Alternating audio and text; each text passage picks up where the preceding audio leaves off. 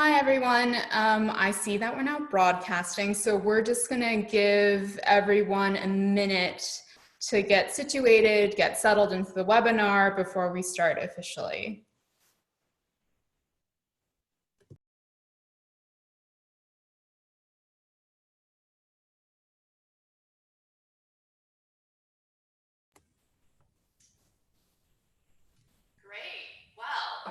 Good morning, good afternoon, and good evening, depending on your time zone. Welcome to the webinar, Protecting Human Rights During the COVID-19 Pandemic. My name is Nina Sun, and I'm the Deputy Director of Global Health here at the Dornsife School of Public Health at Drexel University. So the Dornsife School of Public Health is committed to having health as a human right. And this has been a core part of our ethos since the inception. The founding dean of the school was a gentleman named Dr. Jonathan Mann. And even though Mann trained as an epidemiologist, his real pioneering work was the fact that he really integrated human rights into public health in his approach to the HIV response. And a lot of what we see as the current HIV and AIDS response is based on Mann's work. And what was really groundbreaking about this work is that it's not just about the right to health, which is obviously fundamental when you talk about a disease like HIV and AIDS, but it's also about looking at, what are about these other human rights, the right to housing, the right to food, the right to life, how do they impact individual and population health? It's really groundbreaking, and it's really something that at Dornsife, it's a core part of our mission. But I mean, sometimes when you talk about health and human rights or health as a human right, it can still remain very much at the rhetorical level. So today we really want to go beyond the words, and we want to, really think about how do we move beyond the rhetoric and take concrete action. Applying health and human rights principles at the best of times can be really challenging. What it entails really is challenging established systems. So when you're working in public health and human rights, you're not only focused on providing equitable access to health services and interventions, but you're also wanting to take a step back, critically analyze what the structural barriers are within systems that might be preventing people from accessing different human rights and health services, and then working with communities and empowering them and working together to actually make the systems better, to actually make a change more broadly. During the COVID-19 pandemic, interconnections between health and human rights seem to be in the news pretty much on a daily basis. And it reminds all of us that epidemics aren't really homogeneous in their impact, and they disproportionately fall on those who are already marginalized. But what's being done to address these issues? How are people and institutions protecting human rights during COVID? I'm really lucky that I don't have to answer these questions personally, because today I'm joined by a panel of wonderful experts and colleagues. So with us today, we have Rajat, who's the Human Rights Advisor for the Department of Reproductive Health at the World Health Organization, as well as several experts from Human Rights Watch. We have Tamara, who is the Acting America's Deputy Director. We have Belkis, who is a researcher in the Crisis and Conflict Division. And then we have Ariana, who is a US border researcher. And last, but certainly not least, we have Dornsife's very own Joe Amon, who's the Director of the Office of Global Health, as well as a clinical professor in the Community Health and Prevention Department. So how this webinar will work is that we'll go around this virtual room, hear about the work that everyone has been doing since the pandemic emerged, and then open up the floor for some questions and answers. So for those attendees who, either already have a question or a question emerges when someone's presenting, please feel free to use the chat function, and we will try and get to as many questions as we can. So turning first to Rajat, could you please give us some insights from the global perspective about how COVID-19, both in terms of the disease itself, but also the government responses, how has this impacted vulnerable communities around the world? And here, some communities may be women and girls, as well as LGBTI groups. Thank you, Nina, and great pleasure to be with you today. And thank you for inviting the World Health Organization to be part of this discussion. WHO early on in the outbreak of the pandemic recognized the centrality of ensuring that COVID-19 responses are grounded in human rights. And this has only become increasingly more clearer, and the imperative of ensuring that has become clearer and louder, and there is a plethora of guidance now that is available not only from my own organization, but from the UN's human rights system as well. But one thing which cross-cuts a lot of these issues in terms of when we look at vulnerabilities, vulnerabilities that are occurring in relation to COVID-19 are broadly what I would like to classify fall into three categories. One sort of vulnerabilities are happening to populations because of their age, or their pre-existing health conditions, which presents them to a higher likelihood of being affected by COVID-19 or to a severe form of effect from COVID-19.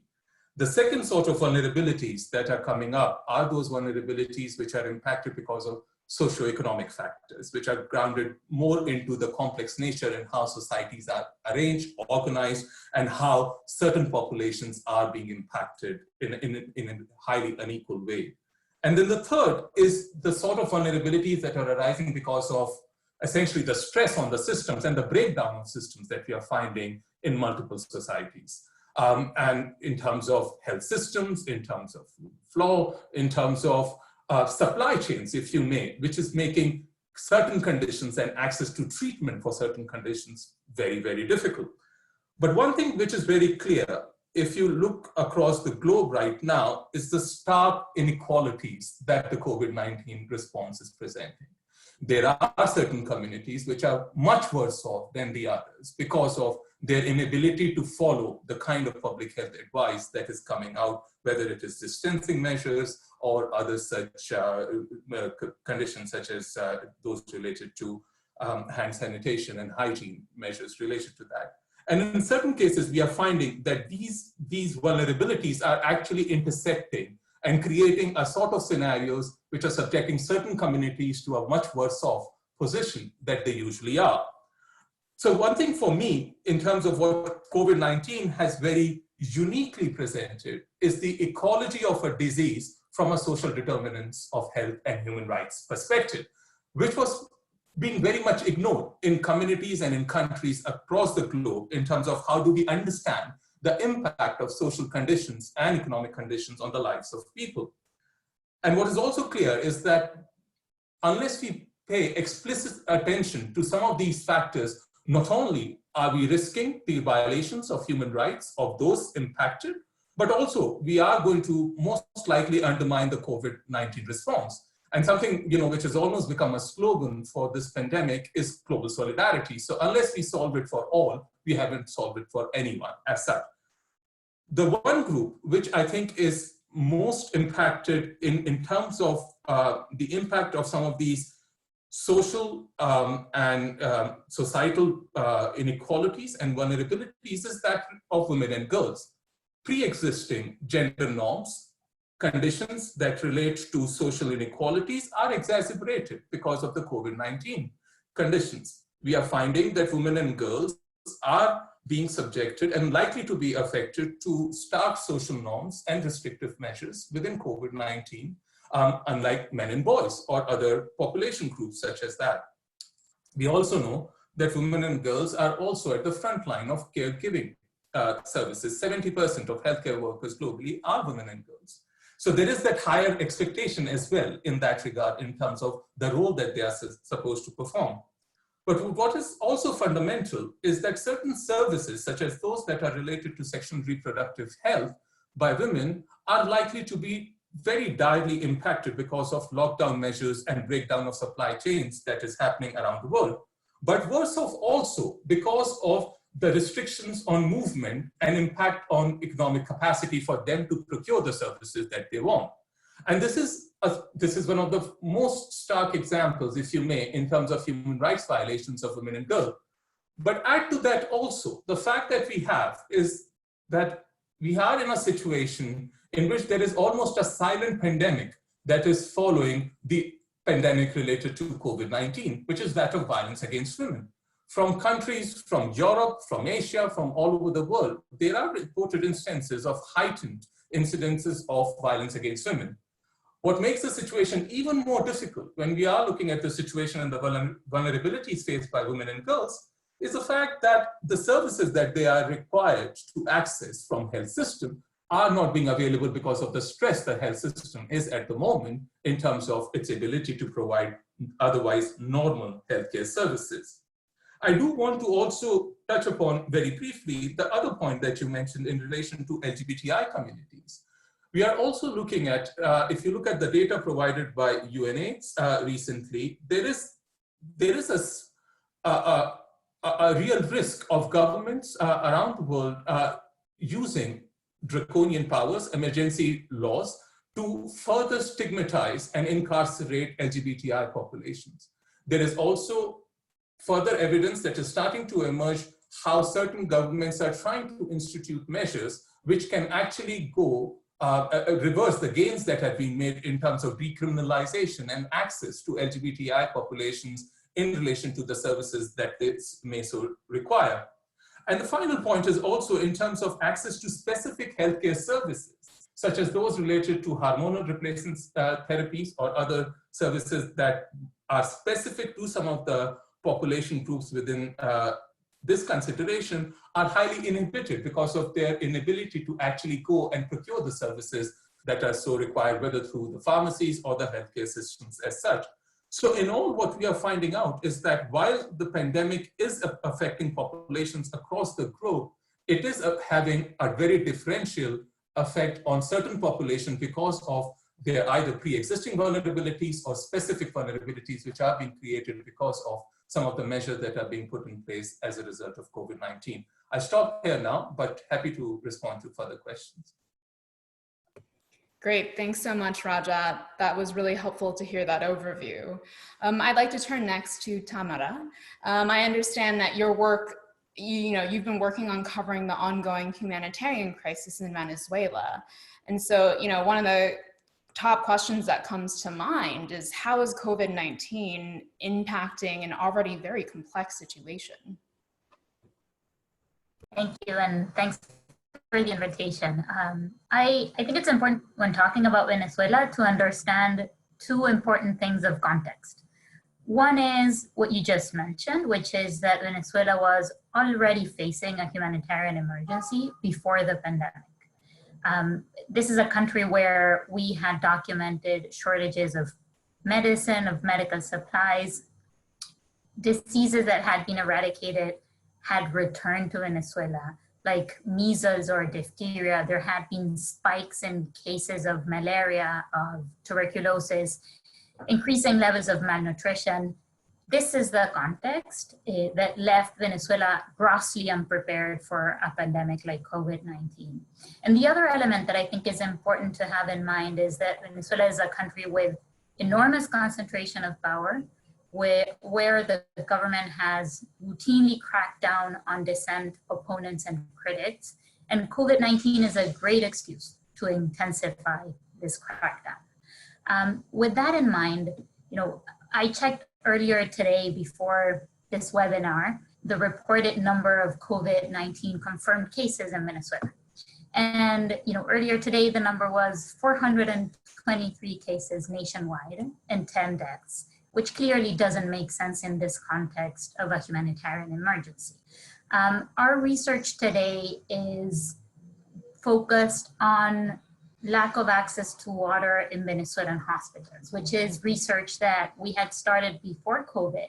And obviously today, this is an enormous problem because washing your hands, which is one of the most basic prevention measures, can barely be implemented in low-income communities, but not even in hospitals in Venezuela.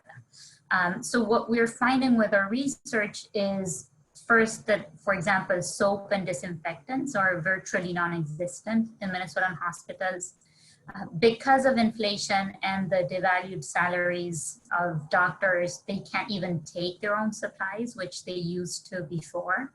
The hospitals don't have capacity for complex care. So there's limited x-rays, limited lab equipment, which makes treating any complication product of COVID-19 or anything else very, very difficult.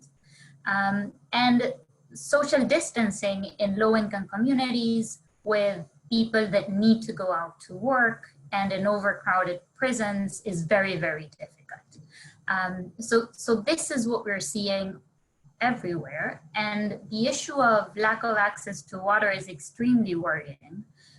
The World Food Program recently reported that 25% of Venezuelan households do not have sustainable access to water. Last year, the UN published a humanitarian response plan after a long, shameless silence about what was happening in Venezuela. And they said that 4.3 million people needed water, sanitation, and hygiene services. And throughout the months that the plan was in place in 2019, they were only able to provide these services to less than 1% of the people in need that the UN identified was in need. And in hospitals, the situation is getting increasingly worse. A network of doctors reporting nationwide found that in 2014, when the humanitarian problems started to surface in Venezuela, 28% of hospitals had intermittent access to water. That number went up to 78% last year. So that's the scope of what we're seeing. And this clearly has an impact in washing their hands. It contributes to nosocomial infections. It's led to canceling surgeries, dialysis services, and healthcare providers, patients, families have to take their own water to hospitals to drink, to flush the toilet, and for everything that you need water in a hospital. And the response from the government has been neglect. They haven't addressed this problem at all. The water system infrastructure has collapsed and it hasn't been maintained. There are widespread electricity shortages that makes it harder for water to reach hospitals and houses. Hospitals have wells that are in horrible conditions and very unsanitary conditions, if they have them at all. And the government several years ago stopped doing water testing to test the quality of water. And all of this happens in a country where there is no official reliable data. I was talking about the numbers of COVID confirmed cases, but it's been a while, several years since authorities published epidemiological data. So we don't even know what is going on. This is problematic per se, but even more so if you tie it to the very limited testing that is going on related to COVID today. So on average, since mid-March, they've been doing 100 tests per day. And the government will say that they've done hundreds of thousands of rapid tests, but as we all know, those are not as reliable as the other tests. So the real extent of the problem is unknown.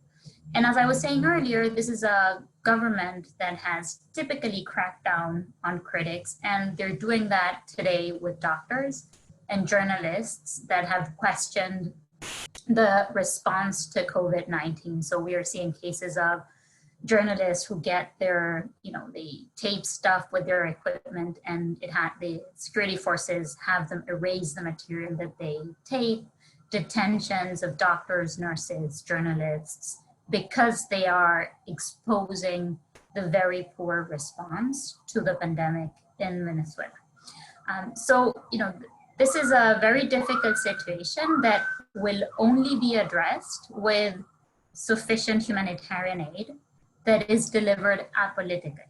It is critical for this aid to reach the Venezuelan people without getting caught up in the politics behind who's the president of Venezuela and who's going to get the political credit for delivering such aid. So our main concern now is how to press governments in the region and also in Europe and elsewhere to press the Maduro government to accept full access by UN actors and ensure that the aid gets delivered to the people in need. Thank you. Great. Thank you for that, Tamara. I see that you've got a question, which is great. So for the attendees out there, keep those questions rolling in. We're still going to continue with the panelist presentations. And the next one on the list is Belkis. So, you know, you've been working with migrants and asylum seekers in Greek detention camps. What challenges are they facing in the context of COVID-19? Thank you, and I hope everyone can hear me clearly. Also, I think by way of context, to situate the situation in Greece at the moment, it's important to remember that in 2015, you had what the media called was this migration or migrants crisis in Europe, and many of the people who were coming to Europe were ending up in places like Greece or Italy, or other countries sort of on the periphery of the European Union. So you've already had a very large population of refugees, asylum seekers entering countries like Greece. Now, in the last few years, the numbers lessened, and that was really because of a deal that Turkey cut with the EU, in which it agreed that Turkey would essentially close its borders and stop allowing people to cross into Europe. Now, on March 1st of this year, Turkey decided to change its position on this, and it announced unilaterally that it was opening the borders. The response of the Greek government was to suspend all asylum proceedings for anyone entering the country as of March 1st. This is something that is completely illegal under both national and international law. And it decided to work very quickly to start building newly constructed prison camps and put everyone who entered since March 1st into these prison camps, saying because these people weren't applying for asylum, they therefore were illegally in the country, and it was justified that they were detaining them. So this all happened just a few weeks before the pandemic really hit Europe. And so the pandemic, unfortunately, then was seen by the Greek authorities to be a very useful cover for what was already their plan, to detain people crossing the border, to lock them up, and then eventually to try and ship them home.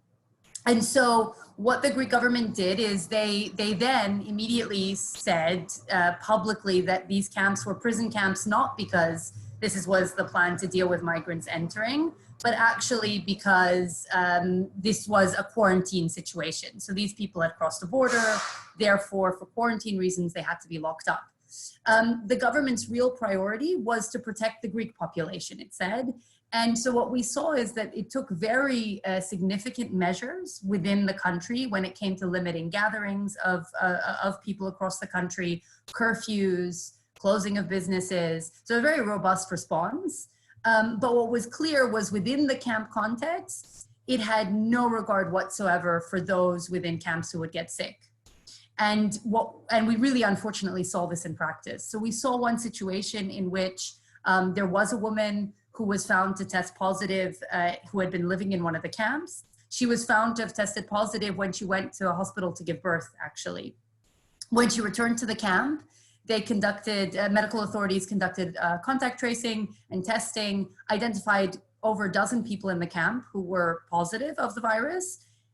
And then that was sort of it. They suggested that these people should isolate. The people didn't want to isolate because they didn't trust these authorities at all.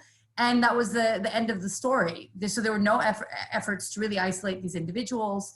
Obviously then a spread in the virus. And that really has been a concern with the other camps. And the acute concern comes from the fact that in these camps, there are almost no healthcare facilities whatsoever. You know, some of these camps might have a single doctor working in a clinic, but you need to wait for 5 days maybe, at best 3 days on a line that you have to sleep in overnight just to get access to a doctor. Zero testing. And then as Tamara was raising, in this context as well, you have very significant limitations of access to water. Most hours of the day you don't have water, whether to wash your hands or to shower or to drink. Very limited access to soap. And obviously no testing inside the camps, no other measures. And I think what's particularly galling about the Greek government response is that every hour on the hour, they have loudspeakers shouting into the camps, telling people to socially distance. These are people living in a tent with 12 other individuals who stand online for 5 hours to get their lunch pressed up against hundreds or thousands of other people. There is no way to socially distance in the context of these camps. And so what we've seen, I think, on a positive side is local initiatives inside the camps led by asylum seekers who were formerly pharmacists, doctors, to try on their own to conduct awareness raising, to sew cloth masks for people. But there's really a limit to what they can do without access to water, without access to soap, without access to the space that's needed. They are at very serious risk.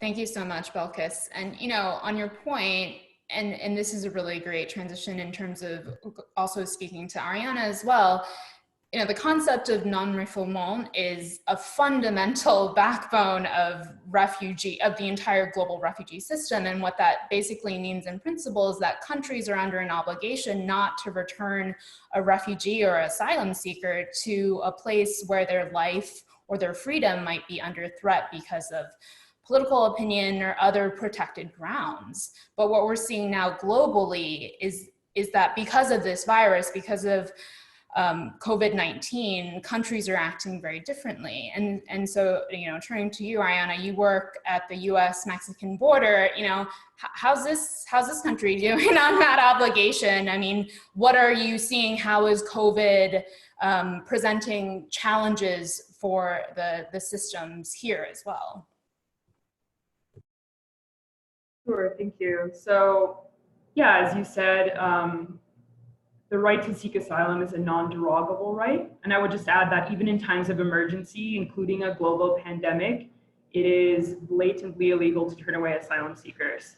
Yet in the wake of the COVID-19 pandemic, the Trump administration has been using a new order from the Centers for Disease Control and Prevention, restricting travel along the borders as cover to expeditiously expel anyone border agents encounter there, including unaccompanied children.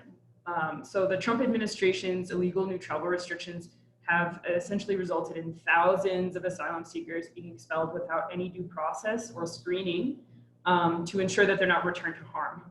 So this policy pretty much guarantees that vulnerable refugees are being returned to harm, which our research shows can be deadly.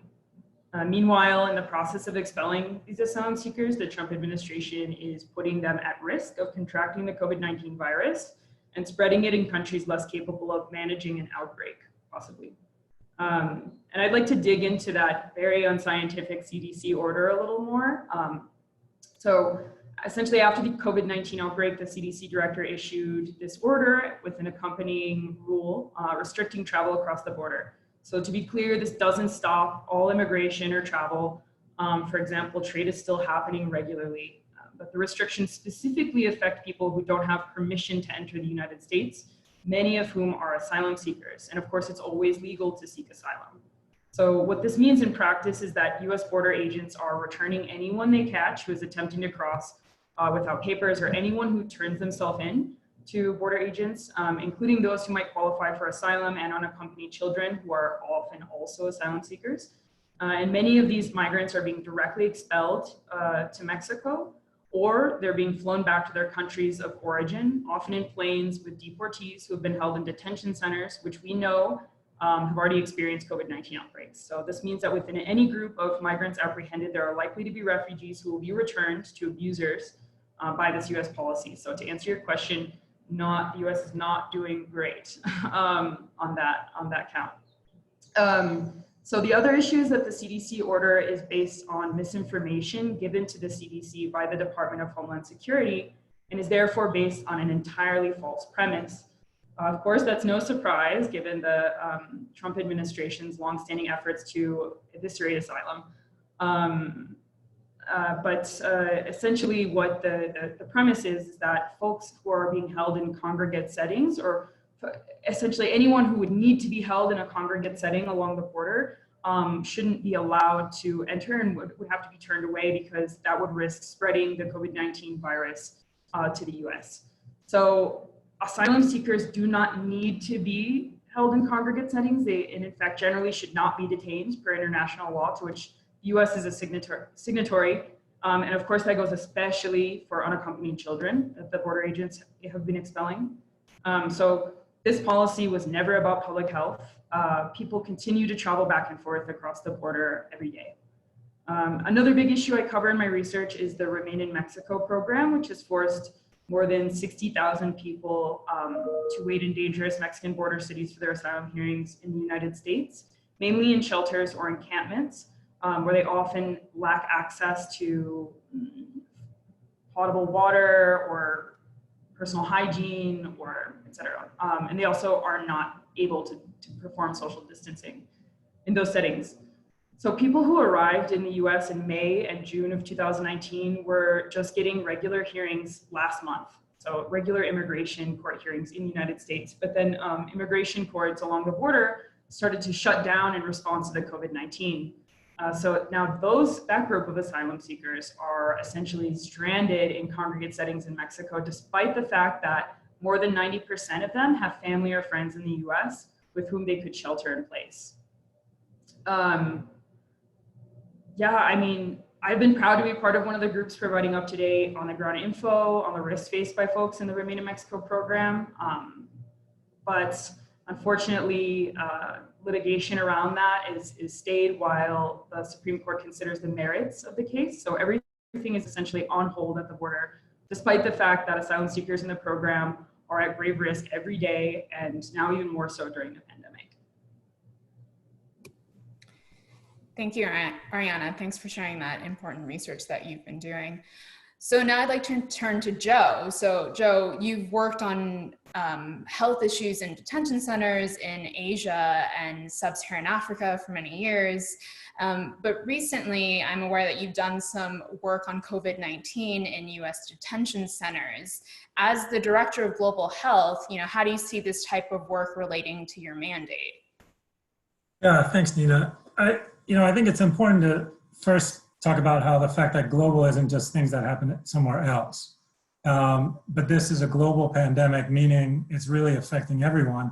And that if we're going to address it, we need to have a global solidarity and solutions to it. And I was intending to go to Ghana for 3 weeks when the first cases started accumulating and my trip was canceled. And I was watching kind of what was being done and what wasn't being done. And it was very clear that we knew there were certain people that were going to be most vulnerable to COVID, and we weren't putting anything in place to protect them. And one of those populations in the US is people in detention centers, and that includes people in immigration and customs enforcement detention centers who may have come to the US as children, may have been picked up for a petty crime or just checking in on a regular basis, and now is facing deportation. And before their deportation is decided, they're in a crowded setting with limited ability to social distance, with limited healthcare resources. And this isn't rocket science. We knew from the start, seeing cruise ships see widespread transmission, that other settings with tightly packed people were also going to face this. And in some cases, we responded. We closed down universities and removed people from dorms where they would be at risk for transmitting this disease. We stopped cruise ships from happening. Military took aggressive actions to prevent soldiers on naval ships or in barracks from transmitting the diseases. But we really did nothing to anticipate that the population of people who are in jails and prisons and other kinds of detention centers need aggressive measures to reduce their risk for prevention. Right now, or as of last week, in the US, there were more than 20,000 cases of COVID documented in prisons, which is an astounding number, particularly because many prisons aren't doing any testing at all. And so you have over 20,000 cases already documented in prisons. And that's more, if they were all in one place, that's more than the number in 35 states in the US. And if you compare it globally, it's comparable to the number that are seen in countries like Sweden and Ireland. And it's in the top 50 countries. It would be in the top 50 countries globally. So how did we get to this point, and why didn't we recognize that this was a population that was critically important to protect them, but also because prisoners and staff come in and out of prisons. And there's a linkage between prisons and the community that means that you can't just ignore people in prisons and think that it won't have any impact on the community. There have been more than 6,000 prison staff that have also been infected so far. And I think that, to me, one of the aspects that this highlights is that we over-incarcerate people. We keep people in prison who can't pay their bail, for example. We keep people in prison for too long. And we can't just say, well, prisons have a difficult architecture to do social distancing in. There's a human right to health that includes prisoners. There are court cases that have found that the failure to provide health care is a violation of the right to cruel and inhumane treatment, an unusual punishment in constitutional terms, and that have forced prisons, for example, in California, to reduce population sizes if they can't provide adequate health care. And what I've seen so far, working with the ACLU and with a number of other organizations in relation to what steps are being taken in US jails and prisons, is that not enough is being done. There's a kind of throwing up your hands of the ability to affect the situation rather than think creatively, think aggressively about reducing prison sizes, putting in place social distancing, and figuring out how to protect this population. And that's costing lives. More than 300 deaths have occurred in prisons to date. And that's just, it's unacceptable. And we have the ability to do better than that, and we have to do better than that. Great, thank you, Joe. So thanks so much to the great overviews from all of our panelists. We're now going to turn to the question and answer session. So we've got a couple of questions already. Joe, I'll start with you since you were the last presenter. So, you've, like the other people on the panel, you've clearly outlined what the problems are that you're seeing in detention in closed settings, but are there any US states that are doing it right? I mean, are there any countries that have good practices on this? So I wouldn't say that there's like a case study where you can say to that everything's going well here, right? But I think there are examples of countries and of US states that have started to release prisoners, that are being more thoughtful about figuring out how to identify people with underlying health conditions or who are older, and making sure that they're protected from transmission. But generally speaking, the CDC was extremely late in putting up guidance for detention facilities. It didn't go up until March 23rd. And most prisons and detention facilities are doing an inadequate job of screening guards coming into the facilities, and of testing people inside jails. If you look at some of the places where they've started testing everyone in the facilities, in Marion, Ohio, the correctional facility there, more than 80% of detainees were infected. In Harris County in Texas, it was, I think, close to 50%. There have been other places where 60% has been found. So we know that this is ongoing. This is still a big issue. People are still at risk.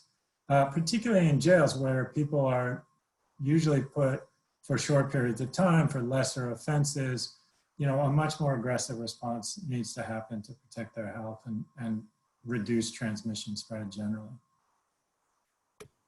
Great, thanks. And actually, the next question I have is for Tamara. Oliver would like to know, to what extent are international sanctions against Venezuela exacerbating supply chain issues that impede the COVID response? Thanks. That's a really good question. I didn't have time in my initial minutes to talk about the sanctions, but it's clearly a key issue because the main response from Venezuelan authorities has been to blame US sanctions for the situation, the humanitarian situation in Venezuela, only after they started recognizing it was a problem, because initially they just said everything was fine. But when you start looking at the sanctions, I think it's important to have in mind a couple of things. First, there's a distinction between targeted sanctions and the financial sanctions or sanctions on the oil sector. Targeted sanctions have been imposed by the US, Canada, the European Union, several Latin American governments. They are directed at specific people implicated in human rights abuses, implicated in corruption, and they have nothing to do with a humanitarian emergency, and they have no impact whatsoever in the humanitarian response. The sanctions that the US government has imposed on the financial system and on the oil sector in Venezuela do have an impact for two reasons. One is overcompliance. These, the sanctions have an explicit exception to deal with humanitarian transactions. So in theory, every transaction that is aimed to send food or medicines to Venezuela should be excluded from the sanctions. However, in practice, financial institutions, because of the fear of being sanctioned, go always a step further and make it a bit harder to have transactions to take things to Venezuela. In our research, we haven't been able to find, and the government has not been able to provide concrete examples of transactions that were stopped because of the sanctions. But there have been delays and extra questions, and it's been a bit more difficult in some cases. And the other problem is, the other argument against the sanctions is that Venezuela is an oil producing economy. And in that type of economy, the oil revenue is key for authorities to have funds. And if you impose sanctions on the sector and that limits the availability of oil revenue, which they have, they clearly have less money. Now, saying that if they had that money, they would have used it to buy food and medicine is a bit of a leap of faith in a country where authorities have been implicated in corruption. The money that they have received has been used to pay, their debt to the Russian economy and not necessarily to bring food and medicines to the people. But it is important to note that the burden is on the US to make sure that there are channels for humanitarian aid to effectively reach Venezuela, and that these sanctions do not contribute to the suffering of the Venezuelan people. Thanks, Tamara. The next question I have is for Rajat, actually. In your work at WHO and looking at sexual and reproductive health issues and vulnerable communities, community engagement and participation is a core part of public health. And I'm just wondering, have you seen, how have communities been engaged in the response to COVID? Have you seen any good examples? Are they involved in service provision, advocacy, rights violations, documenting them? Great to hear some of that. Thanks, Nina. And also to the other panels. It's a fascinating discussion. And I'm actually going to start with something that one of the other panelists said in this regard. I think one of the big challenges that we are facing at the moment is that of trust and trust deficit. Unfortunately, a lot of earlier discussions in terms of the response to the pandemic almost developed from a narrative which was putting public health in a versus conversation to human rights, and where human rights were seen as very dispensable because we have this pandemic to deal with. And when you come from that perspective, and when the perspective is that of complete mistrust, and something that I think Joe was talking about, is not enough being done, being the popular perception, it's very hard to imagine the success or the viability of interventions that we are talking about, whether it is infection prevention control, surveillance, disease-related data collection, etc.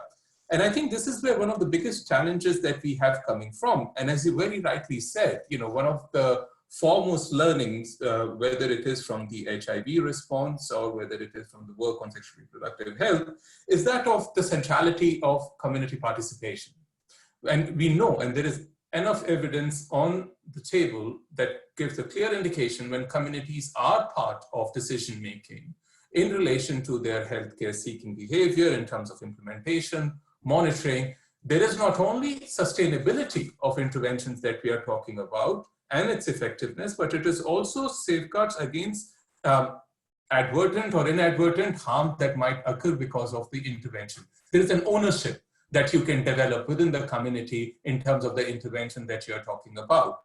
Unfortunately, because of the way some of the initial reactions happen in terms of imposition of large-scale lockdown measures, from curfews to self-isolations to use of emergency powers, one didn't quite factor in the importance and the centrality of community participation as a means to achieve some of those outcomes. We do have, in terms of issues related to emergency provisions, things like Syracuse principles and others, which very clearly talk about the need for proportionality, the need for oversight, the need for accountability in relation to these measures.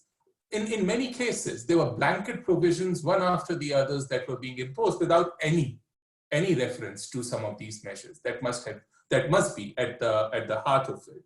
Some countries have done better in terms of understanding and applying community participation and engagement through online platforms, to seeking inputs in terms of ongoing measures that are being done.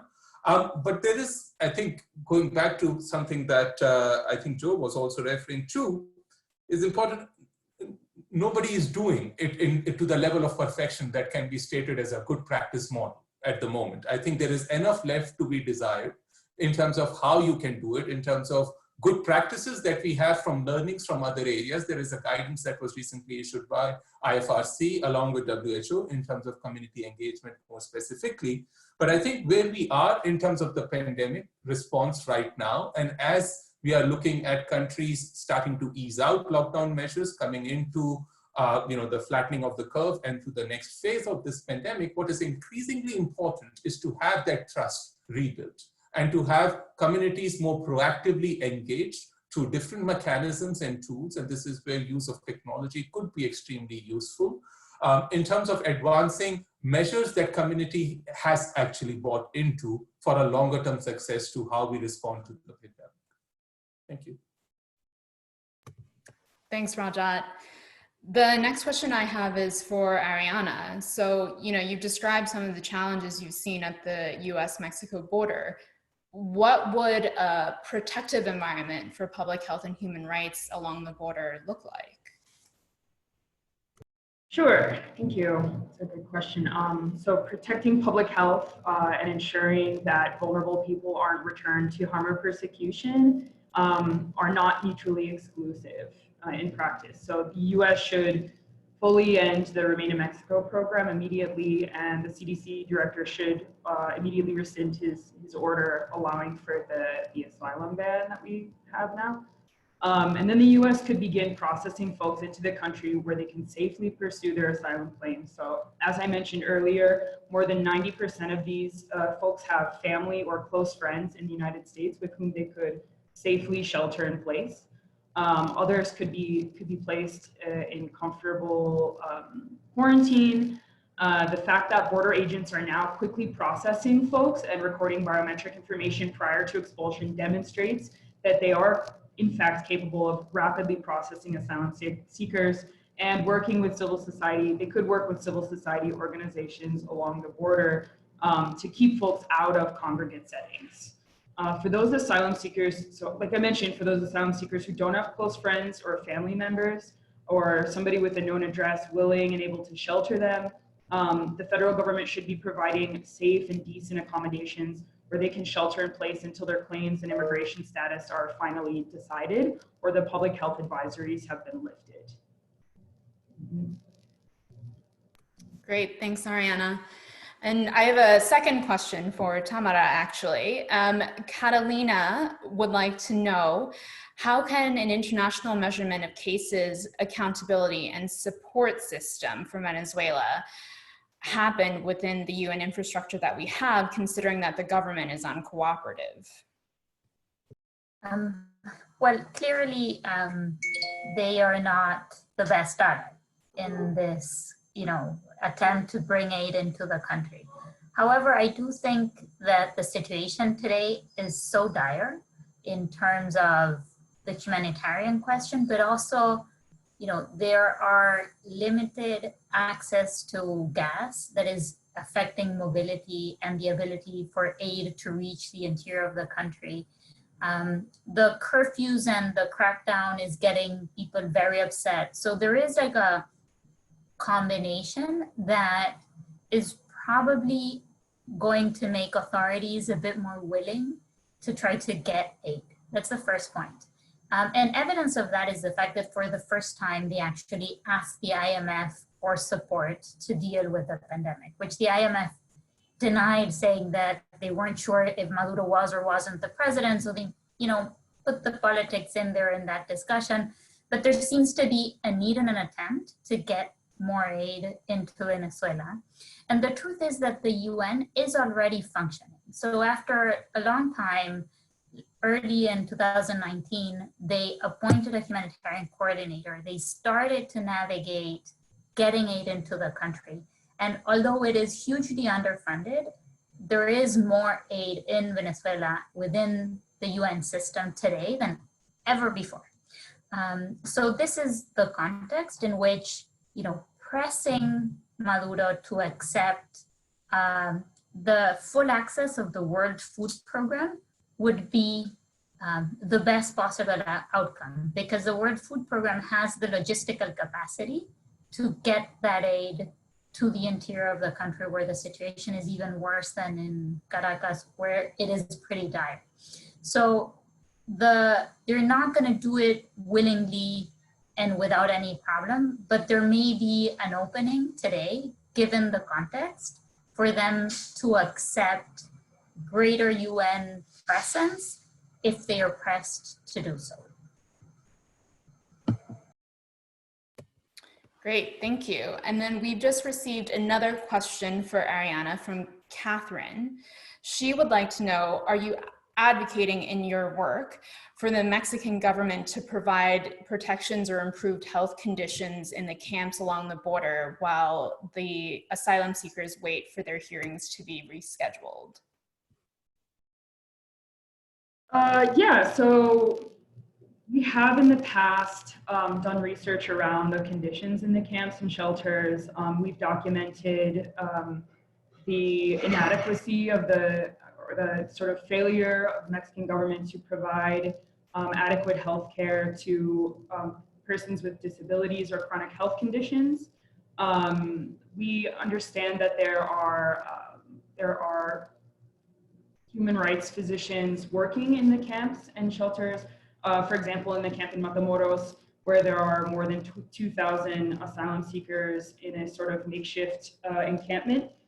So we have these human rights physicians setting up a field hospital in an attempt to prepare for a possible pandemic outbreak in these shelters and camps. Public health experts have said such an outbreak is inevitable and it would spread super rapidly, right? Because people can't perform social distancing at all. The Mexican government is essentially, it's a complicated situation, right? Because these policies would not exist if it weren't for U.S. policy, or I mean, this situation wouldn't exist without the U.S. policy creating them. So it's a little hard to demand, something like that from Mexico, but I know that local communities are working as best they can to sort of mitigate some of the risks.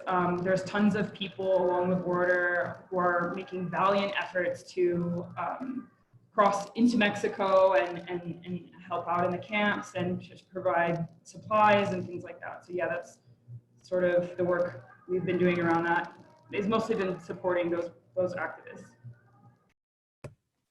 Great, thank you. We've got about 5 minutes of the webinar left. So last question is actually, related to the US as well, and this one is for Joe. So what specific human rights, on your point that when we talk about global health, when we talk about human rights, it's not just over there, but it's here. So what human rights violations do you feel that we're seeing right now in the US during the pandemic? I'll answer quickly because I want also maybe every panelist to take that on and have a final word. But to me, I think the right to non-discrimination is evident in all of these discussions and is clear in the way in which we're seeing who's most vulnerable in the US. Often it's cases of racial and ethnic minorities, where we're seeing things like states taking advantage of COVID to put restrictions on abortion, where we're seeing certain populations like people in detention centers not having, the basic right to health or to the determinants of health, the prevention of being infected. And so I think it's important to reflect on that as something that's a really critical aspect of shaping vulnerability to health, in this pandemic and generally.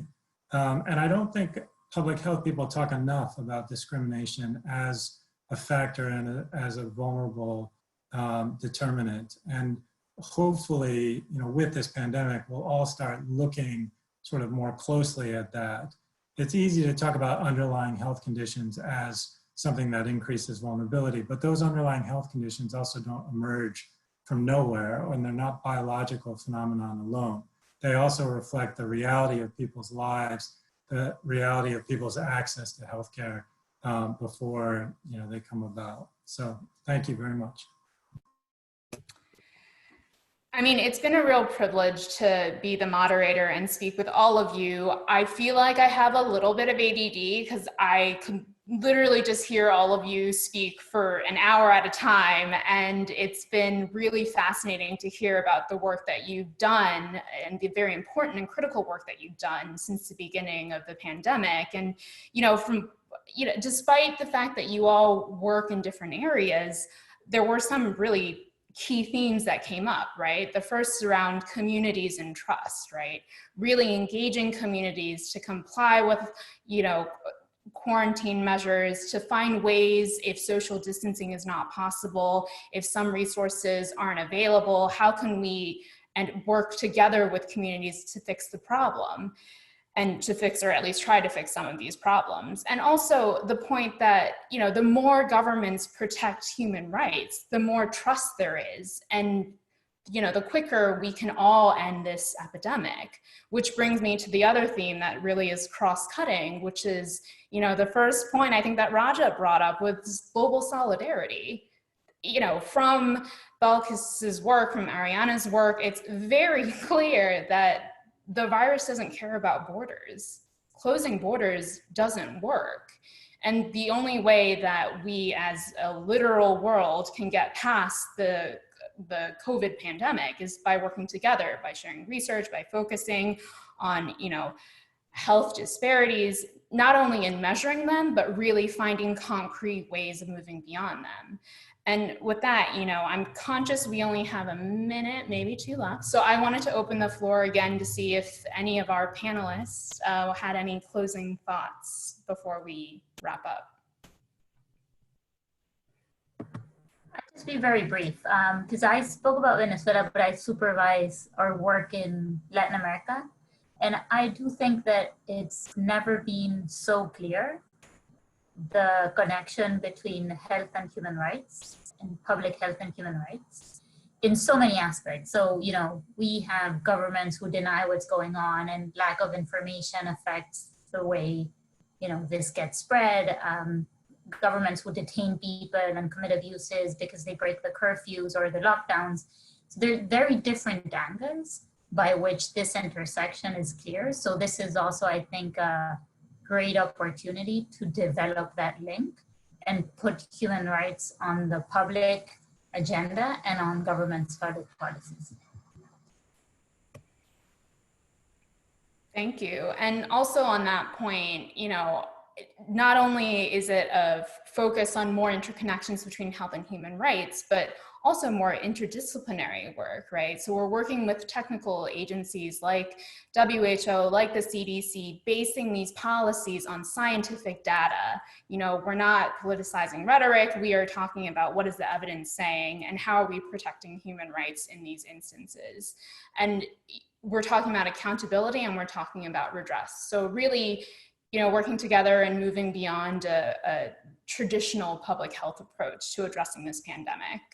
So thank you so much to all of our panelists for taking the time to speak with all of us today. It's been a real privilege to talk to all of you as far as Geneva. So thank you very much for that. Thank you so much for the attendees as well. We're very grateful that you've taken the time out of your day as well to learn more about health and human rights. And tune in tomorrow. The next webinar episode in this series will be on COVID and mental health. So thanks again, everyone, and enjoy your day. Thank you. Thank you. Thank you. Bye. Bye.